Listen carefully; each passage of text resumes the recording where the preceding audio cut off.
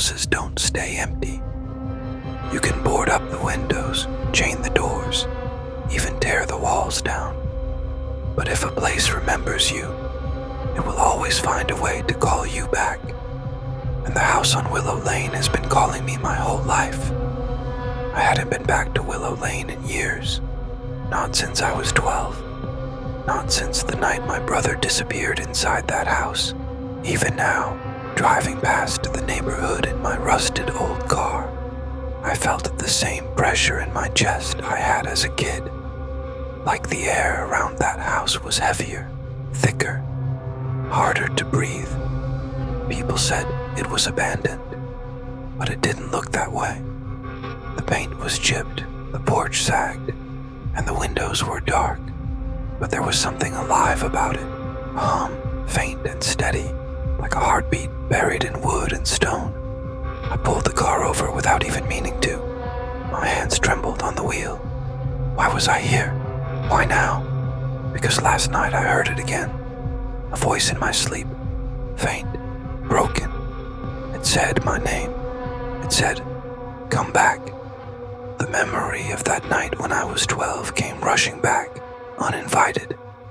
My brother Daniel had dared me to step onto the porch. We both swore we heard someone whispering from inside, even though the house was locked tight. Daniel laughed, bold as always, and said he'd prove it was nothing. He never came out. No one ever saw him again. They searched for weeks, tore up the floors, the walls. The cops blamed runaways, kidnappers, anything that made sense. But I knew the truth even back then. The house had taken him, and now, after all these years, it was calling me the same way. The wind shifted, carrying a smell that hit me like a punch to the gut. Old wood, dust, and something sour underneath. The smell of that house. My chest tightened. My hands shook as I killed the engine. The silence pressed in on me. I should have driven away. I should have ignored the whisper. But when I looked up at the house again, I swore I saw it, just for a split second. A face at the upstairs window, watching me. And then I heard it again, carried low on the wind, sliding straight into my ear, like it was whispered inches from my skin. My name. The porch groaned under my weight as I climbed the 3 sagging steps. Every sound was too loud in the silence. The scuff of my shoes, the creak of the wood, even the shallow rasp of my own breathing. It felt like the house was listening. Up close, it looked worse than I remembered. The paint had peeled in strips, the wood swollen and cracked from years of rain. The windows weren't just dark. They were opaque, like smoke-stained glass.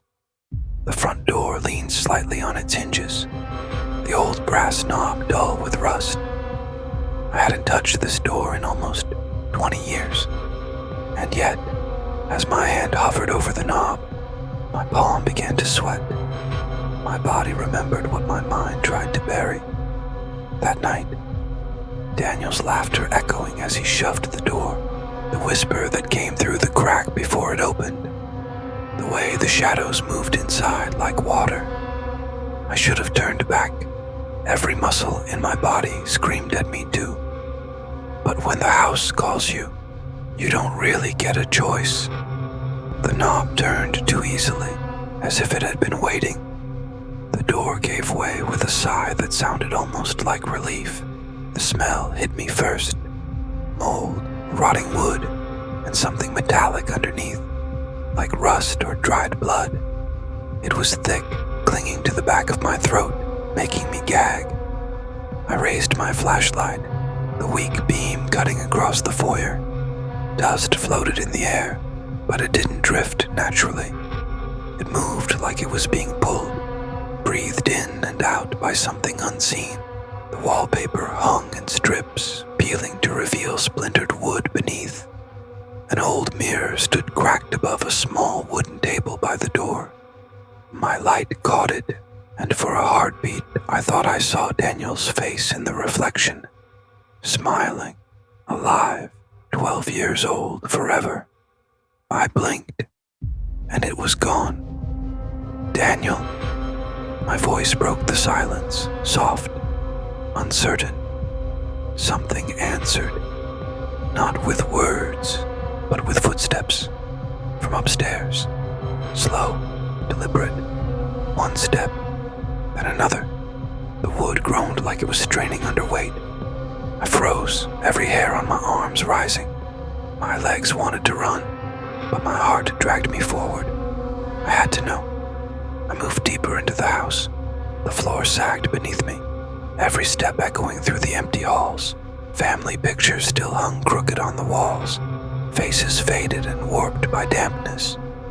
In one, I swore Daniel's eyes followed me, though the photo had been taken years before he was born. The staircase loomed ahead, narrow and steep. At the top, the hallway stretched into darkness. And then, a whisper slid down the stairs. Clear this time, low and familiar. It said my name, and it was Daniel's voice. The staircase groaned as I placed my foot on the first step. It wasn't just the sound of old wood. It felt like a warning. Each creak crawled up my spine. "Daniel," I whispered, though my throat was dry as paper. The silence that followed was worse than a scream. I climbed one slow step at a time, the flashlight trembling in my hand. The beam quivered across the walls, catching glimpses of peeling wallpaper, water stains shaped like faces, and nails hammered deep into the wood, bent and twisted as if something had tried to claw its way out. Halfway up, the air changed. Heavier, damp, cold enough that my breath fogged in the beam of light. By the time I reached the top, I was shivering. The hallway stretched before me, longer than I remembered, much longer. It seemed to bend and twist in a way that didn't make sense, with doorways lining each side. Most of them hung open, dark voids gaping like mouths. And at the far end, a single door, closed. That's where the whisper had come from. I knew it. My heart hammered against my ribs. I forced myself forward. My shoes sank into the carpet, damp and squishy, releasing a sour smell with each step. The doors on either side seemed to breathe as I passed. Soft creaks, whispers behind the wood, something shifting just out of sight. "Don't stop," I muttered. "Don't stop." Halfway down the hall, my flashlight flickered. I smacked it with my palm, panic rising, and for just a second, when it blinked, I saw figures in the doorways. Children, thin, pale, their faces half-rotted, eyes hollow but fixed on me. Dozens of them crowding the shadows, watching silently. The light steadied again, and they were gone. I nearly turned and ran, but then I heard it. Daniel's voice, soft, clear. "Come on, it's safe." My throat tightened. "Daniel," the voice came again. "Hurry." I reached the door at the end of the hall. The knob was ice cold under my hand, biting into my skin. My heart pounded as I twisted it slowly, the hinges groaning as the door opened inward. The room was pitch black. The smell of rot was overwhelming, like wet soil mixed with copper. I lifted the flashlight. There, in the center of the room, stood Daniel. Not 12, not grown, something in between. His body was stretched unnaturally, his skin pale and blotched. His eyes gleamed too bright, too wide. And that smile, the same one I de-glimpsed in the mirror downstairs, cut across his face like it had been carved there. "Brother," he whispered, voice echoing like it came from 100 mouths. "You came back, for a moment." I couldn't move. The figure in front of me looked like Daniel. Same crooked nose, same unruly hair that stuck up, no matter how much Mom tried to comb it down. But everything else was wrong. His skin sagged like it was soaked from the inside, stretched too tight in places and loose in others. His hands hung at his sides, too long. The fingers bent at strange angles. His smile was so wide it seemed to pull at his cheeks, like a mask stitched onto the wrong face. Daniel, my voice broke. I hadn't said his name out loud in years. It's me. It's Michael.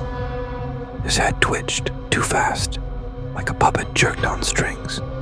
His eyes gleamed in the beam of my flashlight. You came back, he said again, the words layered. His voice, and something deeper beneath it, whispering in unison. I took a step forward before I could stop myself. The floor squelched under my shoe, damp and soft. The smell of rot grew stronger, almost choking. I thought you were gone, I whispered. All these years. Daniel tilted his head. His grin stretched wider. Not gone. Waiting. Behind him, the shadows rippled. The walls themselves seemed to pulse, breathing in and out. Dark stains spread across the plaster, forming handprints, claw marks, faces pressing out as though something inside was desperate to be let loose. I lifted the flashlight higher and froze. The thing in front of me wasn't standing on the floor. Its feet ended inches above the ground, and where its shadow should have been, there was nothing. My stomach turned to ice. Brother, it said again, and now the deeper voice drowned out Daniel's. Stay. The door behind me slammed shut with a bang that rattled the walls. I spun, grabbed the knob. It wouldn't budge. Cold fingers brushed my hand from the other side of the wood, scratching, clawing, trying to push through. I backed into the room, the flashlight beam shaking wildly. Daniel, or what wore his face, took a step closer without moving its legs. It simply slid across the floor, its body twitching, the grin splitting wider till it tore the corners of its mouth. Tears burned my eyes. You're not him. You're not my brother. The thing tilted its head again. No, it hissed, voice splintering like broken glass. We are. And then the walls burst open. Dozens of pale arms shot out of the plaster, clawing, reaching.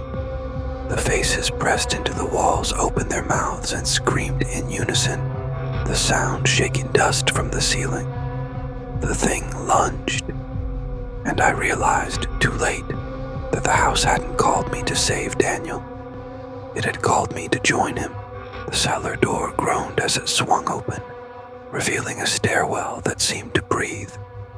Dampness dripped from the ceiling, and each drop that hit the floor echoed back a single word. Daniel. My chest tightened. The sound wasn't coming from around me anymore. It was blooming inside me. At the base of the stairs, carved into the stone wall, was a crest drawn in something dark and dried.